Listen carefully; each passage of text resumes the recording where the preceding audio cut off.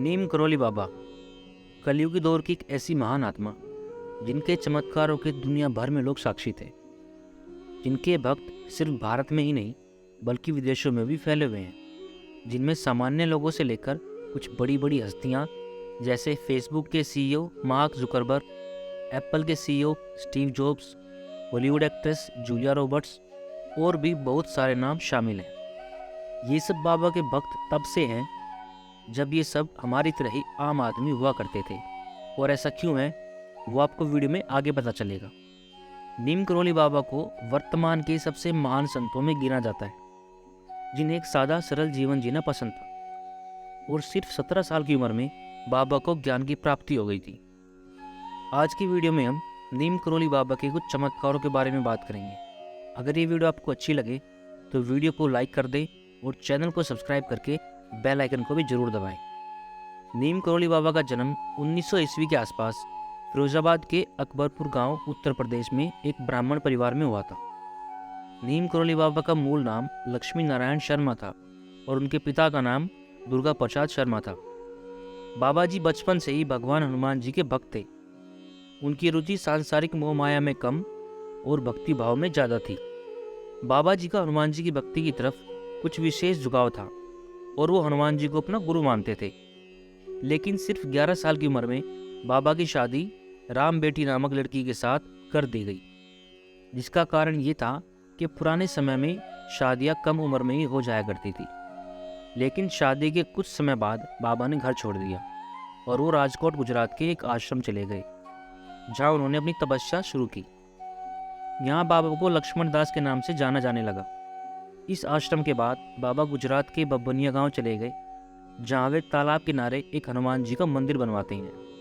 यहाँ पे बाबा घंटों तक तालाब में खड़े होकर तपस्या करने लग जाते थे और इसी वजह से लोग उन्हें तलैया बाबा के नाम से भी बुलाने लगे। साल 1917 में ये आश्रम बब्बनिया के ही एक संत रमाबाई को सौंपकर बाबा फर्रुखाबाद उत्तर प्रदेश के लिए रवाना हो जाते हैं, और यहाँ से शुरू होते हैं बाबा जी के चमत्कारी किस्से।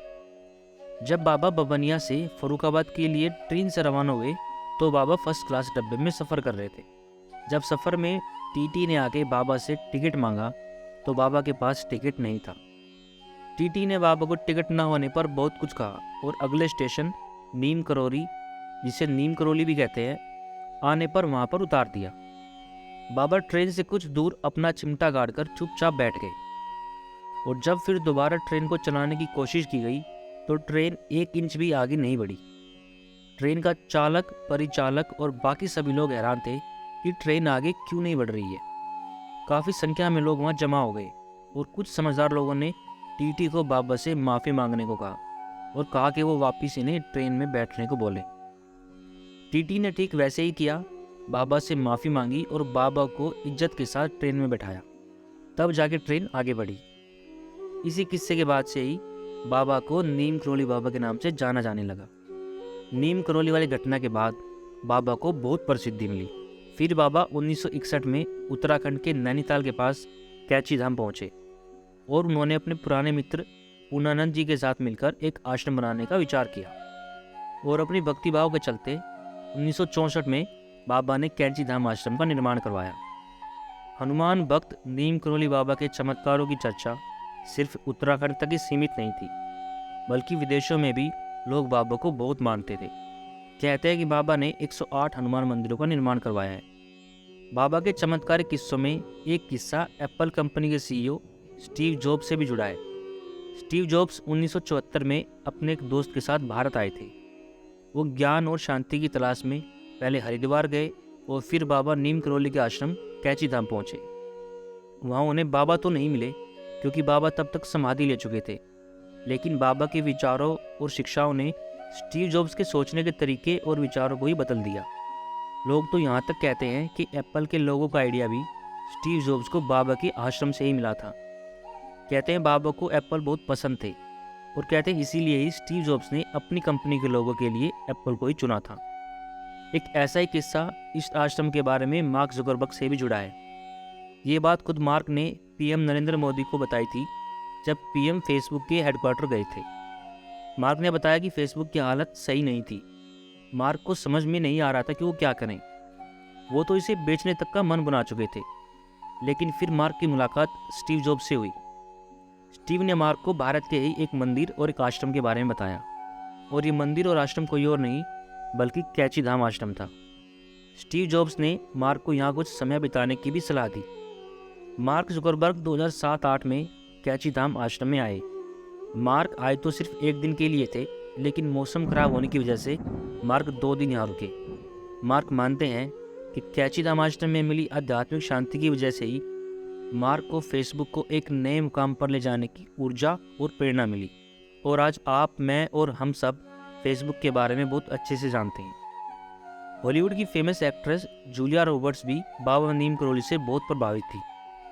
जूलिया एक फिल्म की शूटिंग के लिए भारत आई हुई थी।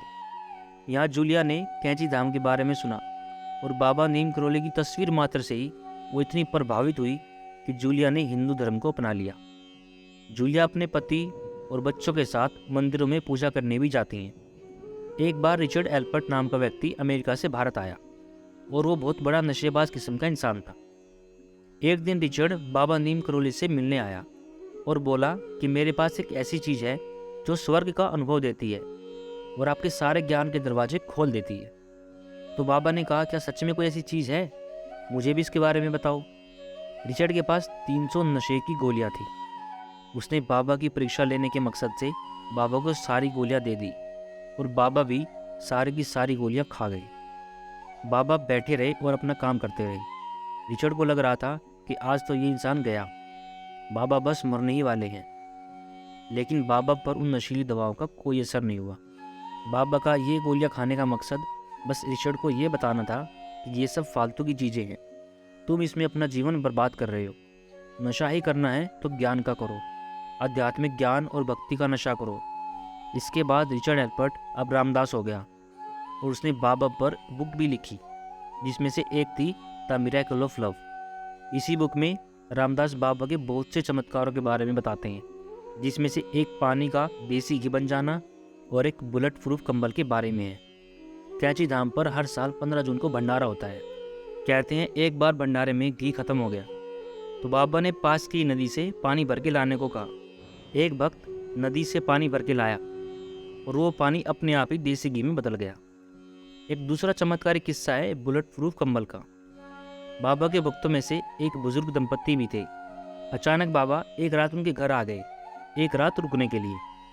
बाबा ने कुछ नहीं खाया और अपने कंबल को ओढ़कर सो गए। लेकिन सोने से पहले बाबा ने कहा कि रात में चाहे मुझे कुछ भी हो जाए, मुझे उठाना नहीं है। बाबा ये कह के सो गए। रात को बाबा कंबल के अंदर बहुत गरा रहे थे, जैसे कोई मार रहा हो। बुजुर्ग दंपत्ति रात भर परेशान रहे और सोचते रहे कि पता नहीं बाबा को क्या हो रहा है, और बाबा ने उठाने से भी मना किया है। बाबा सुबह उठे और रात का ओढ़ा हुआ कंबल समेटकर बुजुर्ग को दे दिया और कहा कि इसे गंगा में प्रवाहित कर देना, लेकिन ध्यान रहे इसे खोलना नहीं है। बुजुर्ग दंपत्ति ने कंबल लिया और चल दिए, लेकिन कंबल बहुत भारी लग रहा था। उसमें से लोहा टकराने की आवाज़ें भी आ रही थी। लेकिन बाबा ने खोलकर देखने से मना किया था, तो बुजुर्ग दंपत्ति ने उसे नहीं खोला और बाबा की आज्ञा का पालन करते हुए उसे गंगा में प्रभावित कर दिया। मिरेकल ऑफ लव में यह घटना 1943 की बताई जाती है, जब दूसरा विश्व युद्ध चल रहा था। बहुत से भारतीयों ने भी ब्रिटिश सेना की तरफ से इस युद्ध में भाग लिया था और इसमें उन बुजुर्ग दंपत्ति का इकलौता बेटा भी शामिल था। बुजुर्ग दंपत्ति ने अपना दुख बाबा को बताया था, तो बाबा ने कहा था कि आप चिंता मत करो, आपका बेटा 1 महीने में सही सलामत वापस लौट आएगा। और हुआ भी ठीक ऐसा ही। उनका बेटा सही सलामत लड़ाई से वापस लौट आया। लेकिन वापस आके उसने जो बताया उसे सुनकर सब हैरान थे। उसने बताया कि युद्ध की एक रात उसके साथ एक चमत्कार हुआ। उस रात वो जापानी सेना के बीच अकेला फंस गया था। जापानी सैनिक रात भर उसके ऊपर गोलियां बरसाते रहे, लेकिन एक भी गोली उसको छू नहीं पाई। फिर अगली सुबह ब्रिटिश सैनिक वहां पहुंचे और वो तब जाके सही सलामत वापस अपने घर लौट पाया। अपने बेटे की ये बातें सुनकर बुजुर्ग दंपत्ति की आंखें भर आई, क्योंकि ये वही रात थी जिस रात बाबा नीम करोली उनके घर सोने आए थे। बाबा के रात भर करहाने और कंबल का इतना भारी होने का मतलब उन्हें अब समझ में आ रहा था। बाबा नीम करोली एक सिद्ध पुरुष थे। वो सबके दिलों की बात बिना बताए ही जान जाया करते थे। बाबा को अपने अंतिम समय का भी एहसास हो गया था। इसलिए बाबा ने 9 सितंबर 1973 को वृंदावन जाने की इच्छा जाहिर की। बाबा हमेशा टैक्सी से ही वृंदावन जाया करते थे, लेकिन इस बार बाबा ने ट्रेन से जाने की इच्छा की। बाबा ट्रेन से वृंदावन के लिए निकले। बाबा की तबीयत कुछ ठीक नहीं लग रही थी और बाबा बेहोश हो गए। बाबा को जल्द से जल्द वृंदावन के एक हॉस्पिटल में एडमिट करवाया गया और 11 सितंबर 1973 को बाबा ने अपनी अंतिम सांस ली। ये थी बाबा नीम करोली और उनके चमत्कारों से जुड़ी एक छोटी सी वीडियो। अगर आपको ये वीडियो पसंद आई हो तो वीडियो को लाइक कर दें और चैनल को सब्सक्राइब करके बेल आइकन भी ज़रूर दबाएं। तो बस आज की वीडियो में इतना ही। मिलता हूँ फिर आपसे एक और ऐसी ही इंटरेस्टिंग वीडियो के साथ। ये वीडियो देखने के लिए आपका बहुत बहुत धन्यवाद।